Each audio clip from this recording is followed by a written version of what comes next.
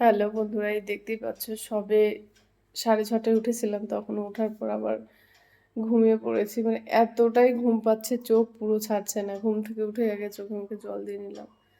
দেখতে পাচ্ছ ১ গ্লাস জল খাই, তারপর আবার কাজ শুরু করব। মানে কেমন একটা হয়ে গেছে শরীরটা।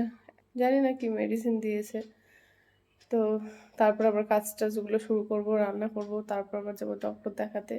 তো আজকে সকাল থেকে অনেকই কাজ আছে, কিন্তু চোখ তো ছাড়ছিল না বলে সব দেরি হয়ে গেল। তো চলো কাজগুলো করি। শরীর খারাপ হলে কিন্তু রান্নাবান্না কোনো কিছুই ভালো লাগে না। তো যাই হোক, কোনো মতো রান্না করেছি আজকে নিরামিষ, ডাল, পটল ভাজা, এদিকে রাইস কুকারে ভাত বসিয়ে দিয়েছি আর একটা সবজি করেছিলাম।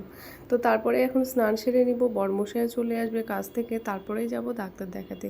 স্নান সেরে পুজো করে তারপরে বেরিয়ে পড়বো। তো যাই হোক, বরমশাই চলে এসেছে আর এসে এত তাড়াহুড়া করছিল বলে যাই হোক কোনোরকম ছেলের জন্য ভাত মেখে আমি একটু নাকে মুখে দিয়ে বেরিয়ে পড়লাম। তার মধ্যেও যেতে হবে আমাদেরকে সেই দিশারি ডায়াগনস্টিক সেন্টারে রিপোর্ট কালেক্ট করার জন্য। গতকাল অনেকগুলো রিপোর্ট করতে দিয়েছিল ডক্টর, সেই রিপোর্টগুলো করতে দিয়েছিলাম। তো সেই রিপোর্টগুলো কালেক্ট করতে আমাদের অনেকটাই সময় লাগবে। তো দেখতে দেখতে চলেই এলাম দিশারি ডায়াগনস্টিক সেন্টারে।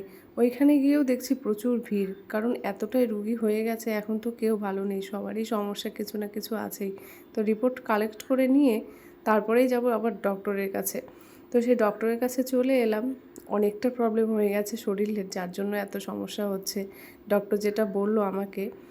তো যাই হোক, মন খারাপ করে কিছু নেই, শরীর যখন আছে অসুস্থ হবেই, কিছু করার নেই। তো চলো নেক্সট কোনো ভিডিওতে তোমাদেরকে জানাবো।